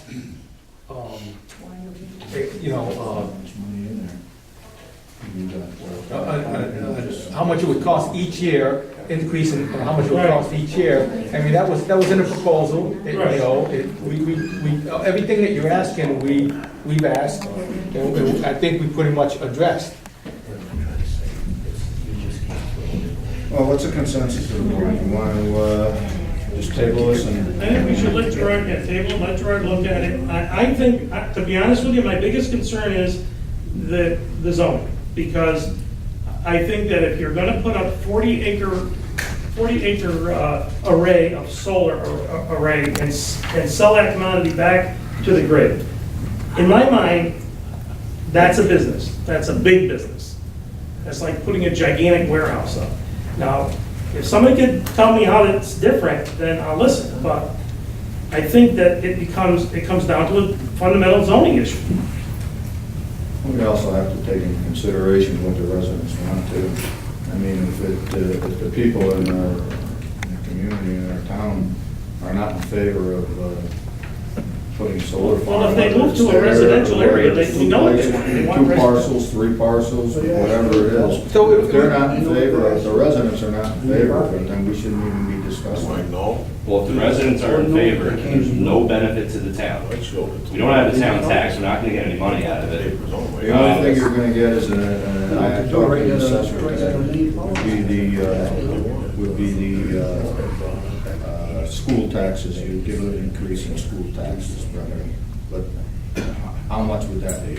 The thing that they sent me was, they wanted a 20-year lease. They paid the taxes and everything, and then after 20 years, you have to give them a chance to get another 20 years. That's the Well, I showed you the one that I got, and that's the way it was. And you get X amount of dollars a year per acre. I think it was $1,500. So if they took my 48 acres, it would be $1,500 a month, if I remember right. But that's for 20 years. You can't touch it, you can't do nothing. If they put a fence around it, that's it. And then in 20 years, you've gotta give them a chance to renew it. And just as a note, all the towns and cities around here, all except for Princetown, has created a solar law. I know. And all the So there's towns- gotta be a reason. Yeah, and all of the towns, and I've been at the shared services, and all of the towns and communities and Scottsdale County and all over do not have a town tax, or do have a town tax. We're the only municipality, probably one of the few in the whole entire state, that doesn't have a town tax. I think there's only 3 towns in the whole state or something like that. I think you're right. Yeah. We don't have to So- deal with this tonight. We can sit on it for. Well, they're gonna be calling because they wanna get this done by September, and if they start going to the planning board and filing applications, and we don't exactly know how the planning board is gonna react to this. I don't think they can actually do the application because they were still in the process of waiting for us to approve the law, the company that came to the planning board. Well, they're gonna be they're gonna be sending me Well, an yeah, email, well, yeah, they're calling gonna me, start one or the other, and they're contacting what's gonna wanna going know on, what the yeah. outcome of this meeting was tonight. Yes. And I'd like to know what direction I'm supposed to tell them we're going in. And I would like our attorney to at least look at what our zoning rules are and try and determine if this fits into a commercial or not. If it doesn't, then we really are kind of. But we do have to take Well, into they wouldn't- consideration the they- residents in Right, that area right, too, exactly. and what they want. They wouldn't be going through this process if they could have just done it without. I personally, I think it's a commercial operation. That's my personal opinion. I haven't reviewed everything. That's what my gut is telling me. And I hesitate to allow a commercial operation in a residential area because I think that's going to create problems. Now, I'm not sure. I don't know. Until, I know we've got a couple hundred acres, and we've been approached like Doug with a few different solar places. And it's interesting because they show you, oh, you got this property, we're interested in all of this, and they're gonna pay so much money, so many $1,000. In reality, what I found out was they could only sell back to National Grid so many megawatts. And it comes to about 11 acres, probably at most. I don't know what the 40 acres, if they really, are they buying that property? They're not buying it, they want to lease They it. want to lease it. That's Lease what they it. wanted to do with us. But they want you to sign first, so they have the opportunity to pick which acreage they want. They already. I've got the papers, I've got the maps, I I got know. it too. But they want you to sign, but you don't know how many acres they're gonna actually take. Because I forgot whether it was over toward Albany somewhere. And they went through this, their town boards, look it up, because other town boards have gone through this. Come to find out, they could only get, National Grid only allowed so many megawatts. By state law, right? And that was a big thing for us. We weren't interested, because once they do that, you've got to give them the right to come on your property all the time, to mow, keep it all clean. I mean, they can come in there several times a week, just to keep it clear. And we decided we didn't want that. With us, we had our property, no one else would even see it, so it wouldn't matter to the neighbors. That's an issue that could be discussed too. Is it off somewhere where nobody's gonna see it? Because this could allow farmers to get money, for their property that they wouldn't be able to get otherwise. I think they purchased the property on the rival road. Some do. Oh, did they already purchase it? That's what I was wondering. Because we had a second offer where they wanted to give us $13,500 an acre, and they were looking at 100 and some acres. which left our house, and they were all around us, you know, so we weren't interested in that. But I was wondering whether they had the same thing with National Grid. Why would they want that? I would check into it more as far as megawatts, how much they can actually. Well, Doug was saying to me that it's got to be near real high-tension lines. And we got high-tension wire going right through our driveway. Mine goes right. And that's why they want Ways it. from my property. Right, and that's why they want it. They've got to be close to the high-tension power lines. Well, what's the consensus here? I don't know, I'm agreeing with Jim. Do we want to, when they call and they ask, and what's the We're opinion of the checking town with the board? attorney. Well, and until residents in that area want it, or there's some distinct benefit to the town, I'm leaning towards no. I mean, unless I'm missing But something. we have to go through the process, and the Right. first piece of the process is to determine if the zoning is appropriate.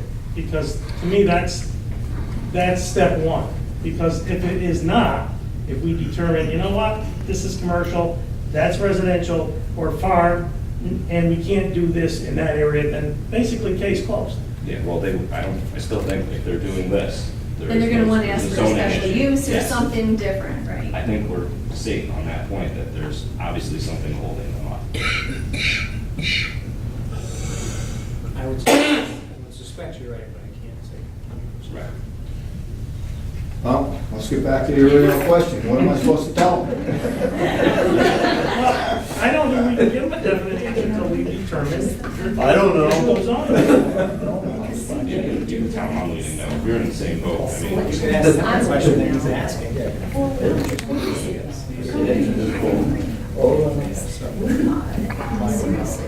Well, we have zoning people here. What is that zoned up Yeah, to? we get them. Most of Does us. everybody know what the zoning is on that? I'm trying to think. What was, I'm sorry, I didn't hear the question. Do we know what the zoning classification is of that property? No. Residential, commercial, or residential agricultural.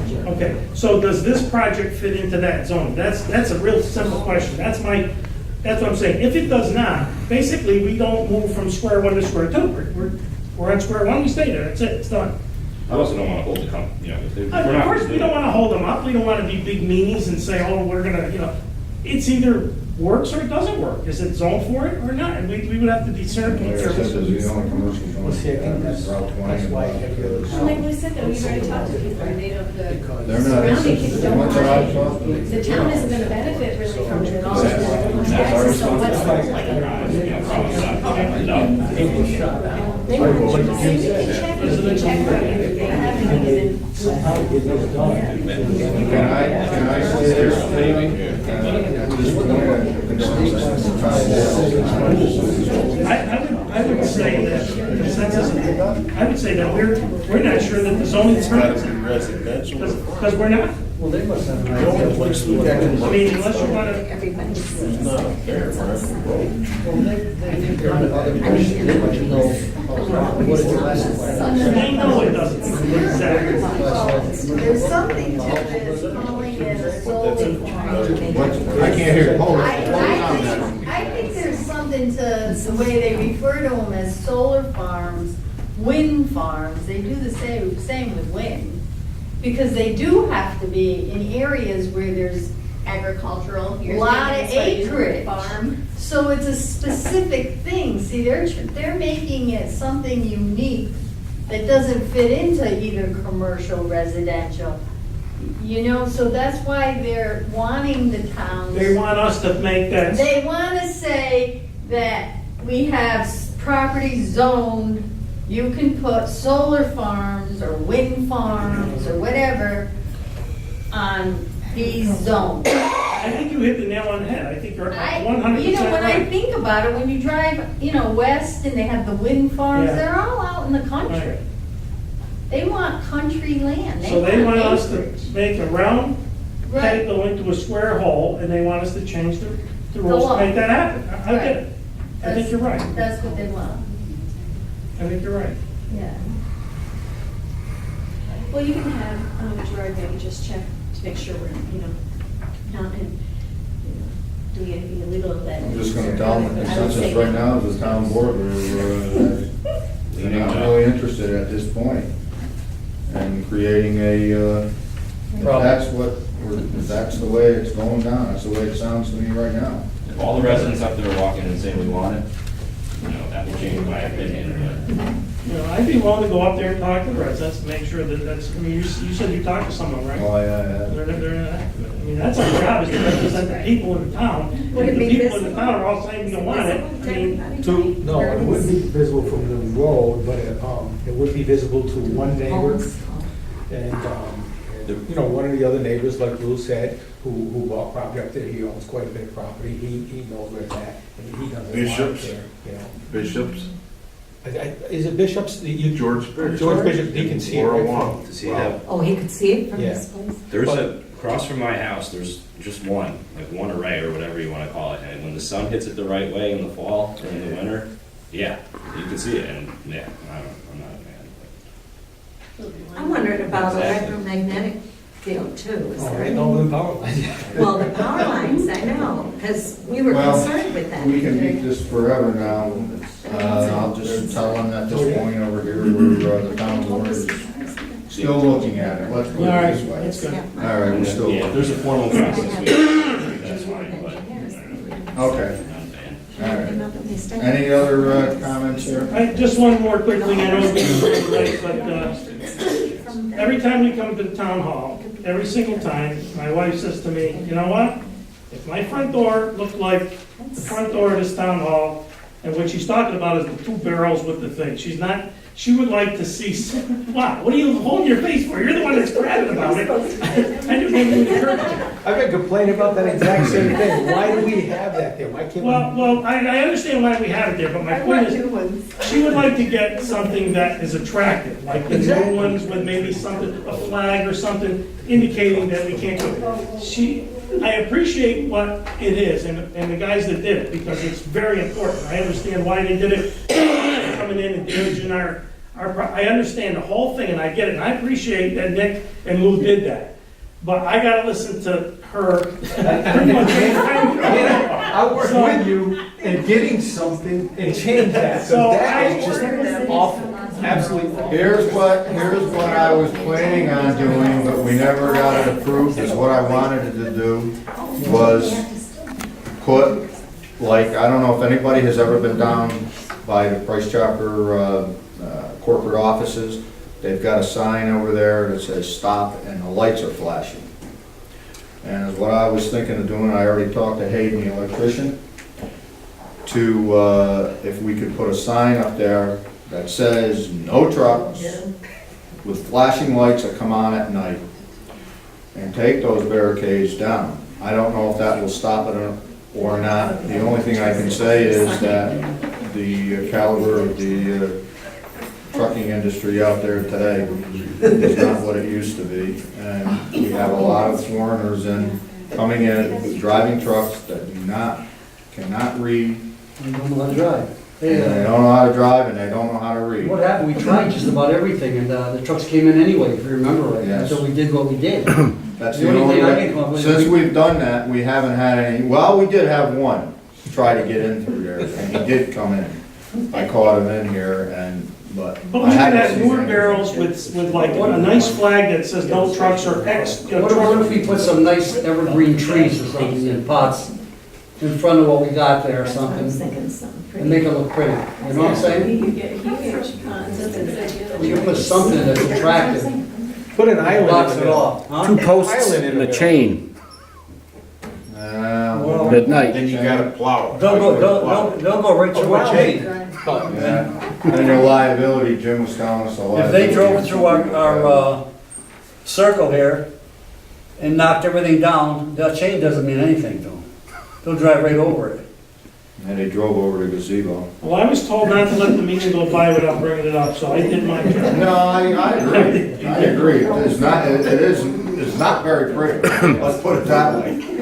You can look at it, it's not, but it has done the job, Nick. It has. It has In stopped. fact, it kept falling over. I finally cut the hole in the top and put concrete blocks in it. Oh, that's why they're not falling over anymore. I got tired of picking it up. Well, we'll think of some ideas, hopefully we can make, it is the presentation of the town of Princetown as people come in, it's the first thing they see, And this is my wife's been complaining about, so. It might be expensive, but they got nice concrete cylinders and you can put a tree. Yes. Got them This is Grover's gonna. I need to ask a question. Yes. tops, you know, the one just bigger out. Yeah. You can control the dirt. Don't put the tarp at the top on it. They got them down to, They don't go much. Oh, right. It's automatic buttons. We're not- That's the way to go, I say. No, the button for the door. The handicap door wasn't on. You said they're not, it's not automatic doors. Open those doors.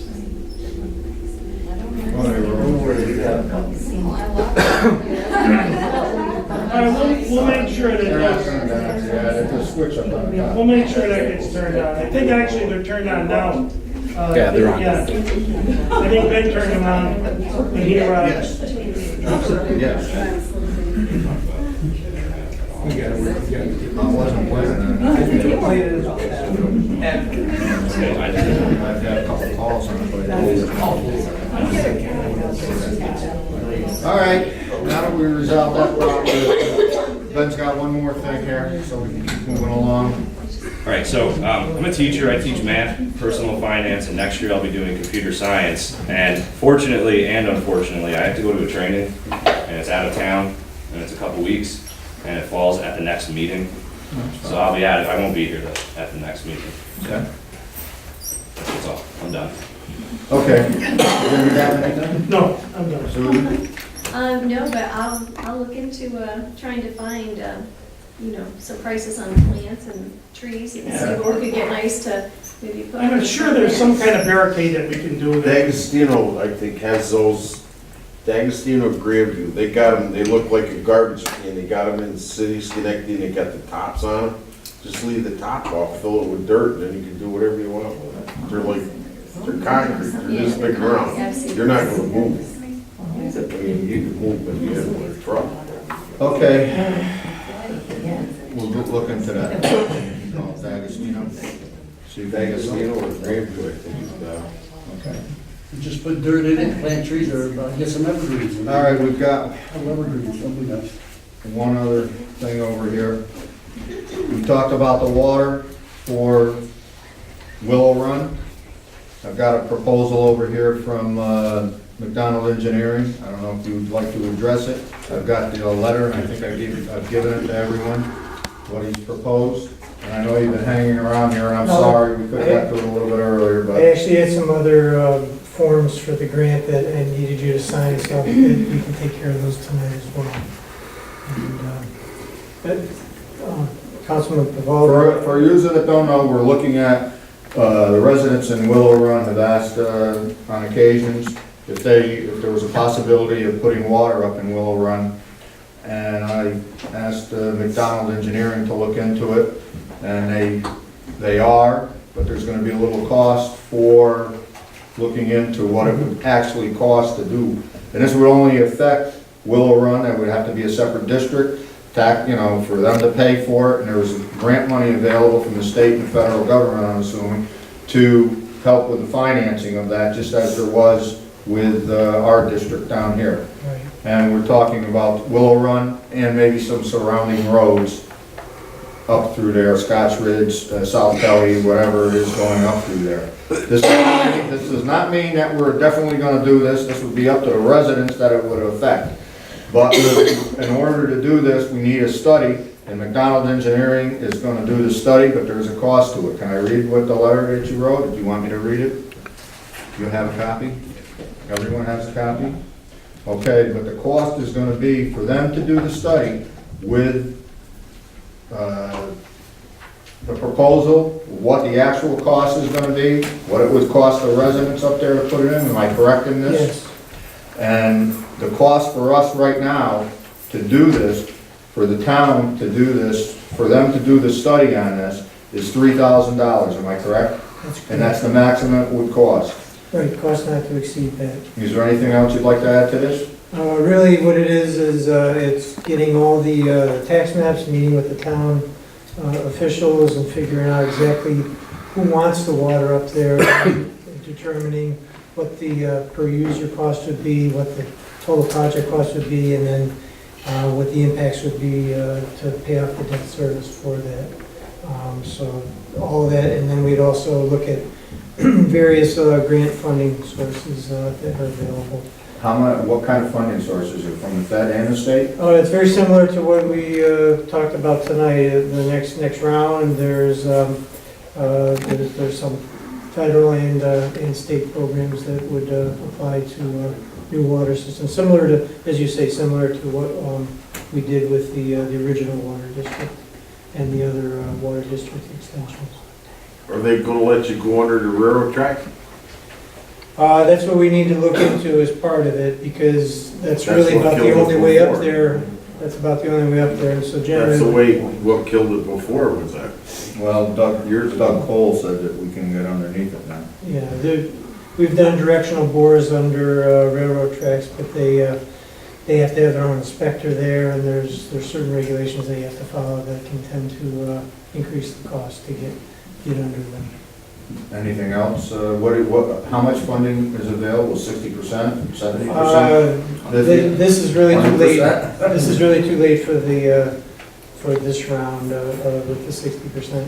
And I want to go back to real quick and correct what I said to Councilman Vivaldi, is that this program that we're talking about tonight is 60%. Okay, so. Yeah, So. and I was thinking of another program, and it is 60% of eligible costs. That does make me feel better. Yeah. I feel much better about it. Yeah, and Make sure. It's worded in the motion as up to 60%. But he's saying it is It's 60. definitely 60. well, on their website, they say the awardees will receive 60% grant up to $3 million of eligible costs. So they have to determine what's eligible, but we feel that everything we put in there is eligible. That's good. They don't do dams, they don't do certain things. So if you tried to put those things in, they would not allow And I it. appreciate that clarification, because when we did the math, we did it based on those numbers. As far Anything as I else? know from the On, website. Anything else on the water? No, that's it. Well, that's the cost. I think, my own opinion, is we do owe it to the residents up there, and I think that's a minimal cost to do a study to see if the residents want water. There's no guarantee that they're gonna get it. It's gonna be up to the residents up there if they want it, and we're only in the beginning stages of just looking into it. So, we would find out what this study would do.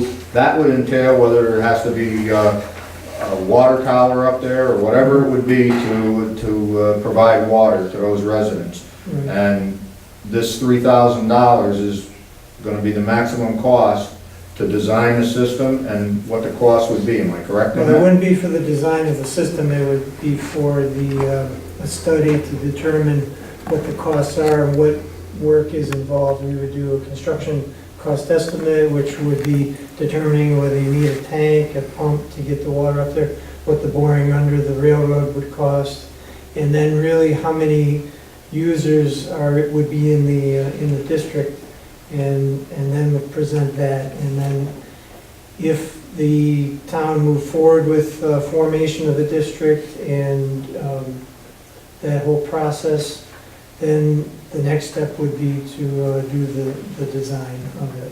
And so the actual design, that's down the road. This is really to get it set up as to how, whether, and the residents can look at it and say, that's too much money, or, or that's a reasonable cost to get up there. And then they have to get the people to agree, because if the water line goes by your house, you have to be part of the district. It's not gonna happen this year, right? You said that you already missed the dates to get into this round. Right, So- to apply for any grants, and you really need to, they won't let you fund a project if your district isn't formed. And- So we really have a little bit of time. Maybe we should do a preliminary canvassing up there of the people and get a feel for what they I've want. been up to just about every house up there, and there was only a couple questions I had, and one resident said, well, I've got a lot of water, and I just said, well, it doesn't enhance the value of your property. I says, and for fire. The consensus is they want it up there? Most of, they're they said they didn't say they definitely want it, they said they would like to know the cost. What it would actually cost them to put it up there. That's why I think we should just at least do the study. I think it's a minimal cost to provide it. I don't know. Yeah, we can't give them a cost without the study. Right, this study would answer those questions. Right, so that makes sense. This would all come from our actual watershed we got right now, which Jerry's working on, correct? Yes. And are they gonna check on that and make sure that we got enough water to take care of all this? That's all part of the study. You have to make sure there's enough water, and that's even part of forming a district, is you have to prove that there is sufficient water to supply the residents that you're going to include in the new district. Well, what's the consensus on this? Doug, want to move forward with it? As long as the town has the money, you know, to Yeah, pay we for have it. it. It's Yeah. been allocated, we can. Yeah. Susan? Would you want a public hearing first to see how many residents wanted it, if they were to show up first? We don't know Do the a cost, study? that's the know the problem. cost, we Without the can't study, know. we can't tell them if it's gonna cost $100 a month or $10 a month for their water. I mean, we don't know without the study. We can't even make an Because the educated. only reason I'm asking that is because if, like you said, if they do go through with it, then every resident up there would have to pay. They couldn't say, no, I decide I don't want to be in it, I'm going to stay on my own well or something. They don't have to hook up, but they have to But they pay. still would have to for it. pay, They that's have what to I'm pay for saying, it. so. And we can't tell them that until we have the study to figure out what it's gonna cost. And if the cost is prohibitive, then residents are gonna say, forget it, we don't want it.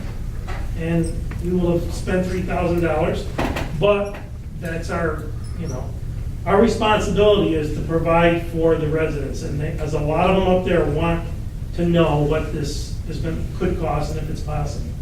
Susan, I'm almost positive that if you attempted to do the water district extension, that there'd be a public hearing required as part of the process. I don't know if either of you two recall from when you formed the water district, but. That's correct. Yeah, so there would be a required public hearing.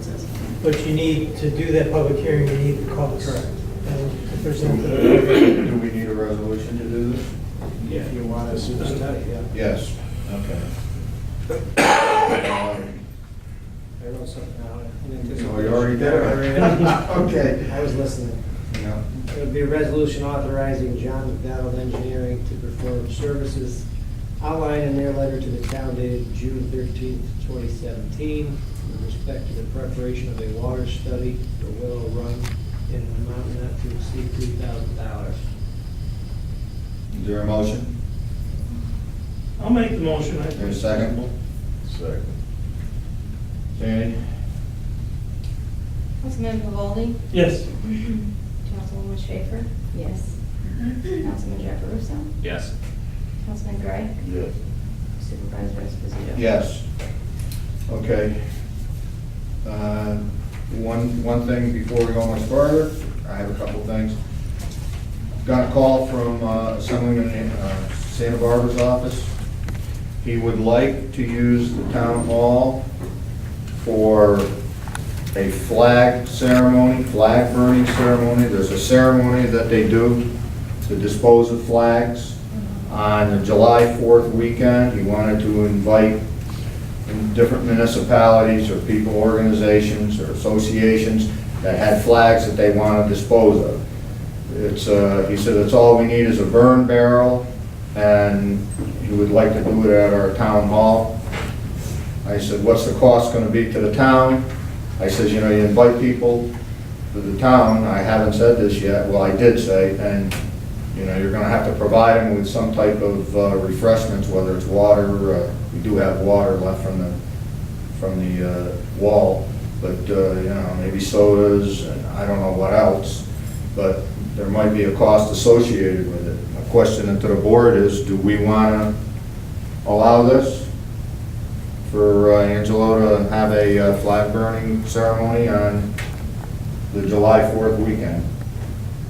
Depends on the cost, right?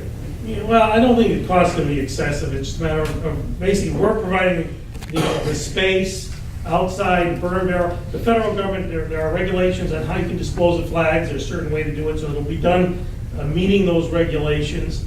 I had a request today that somebody said they would like to, if we could, salvage the stars, because they do that in the veterans program. So I talked to somebody today about that. I don't think the expense would be astronomical. I mean, we're only looking at getting the burn barrel and giving people something cold to drink in July. We don't have to feed them a barbecue. We do have monies left over from the wall. I'd have to talk with the committee about it if we wanted to use that money, if there was any cost associated with it to do this. He was, would like to invite, anybody, association, veterans groups, whatever, and any residents of the town, surrounding towns, to come if they had any flags they wanted to dispose of and do it on 4th of July weekend. So I said I would ask the board. They asked me this about a week ago or 2 weeks ago, as a matter of fact, and I said I have to wait till the town board meeting. So what's the consensus of the board?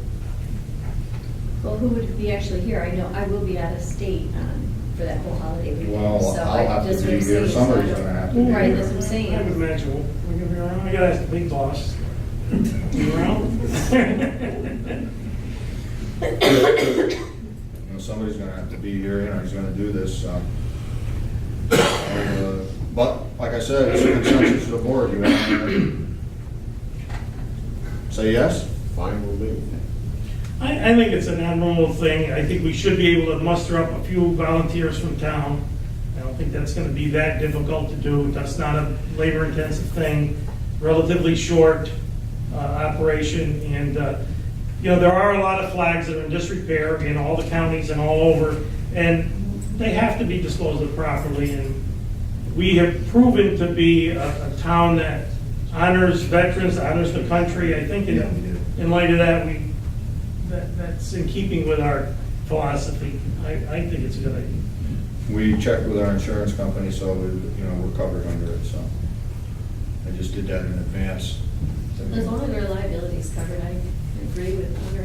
I'm just letting you know that I'm not Okay. able to be, but. Then I'll call Angelo's office and we'll take care of that then. They may be able to give us some volunteers too from their Yes. office. That would be helpful, because we can't, summertime's tough getting people that, especially that weekend. So they may have people that can participate, so we should do that. Okay, two other things quick. Workplace violence and harassment, code of conduct.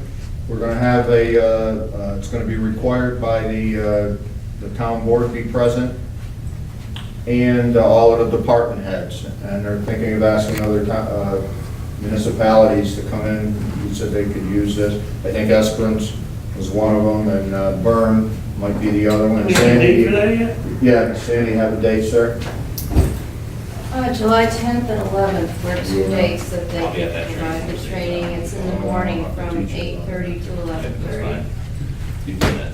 Yeah, I won't be. What's the date, Sandy? Excuse me. 10th and 11th, it's from 8:30 to 11:30, it's 3 hours long. Is that acceptable for the rest of the No, board? we have to pick one. Oh, During the day or at night? Morning. in the morning.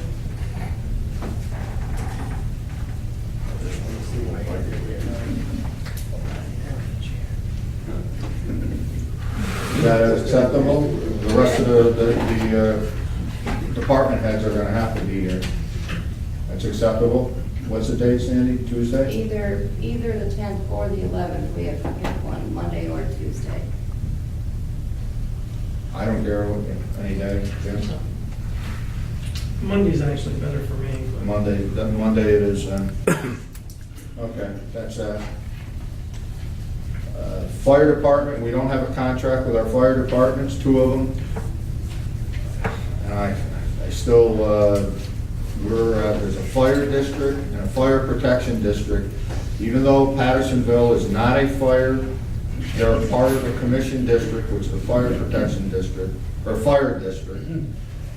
They contracted with Princetown for our services, so does Duanesburg.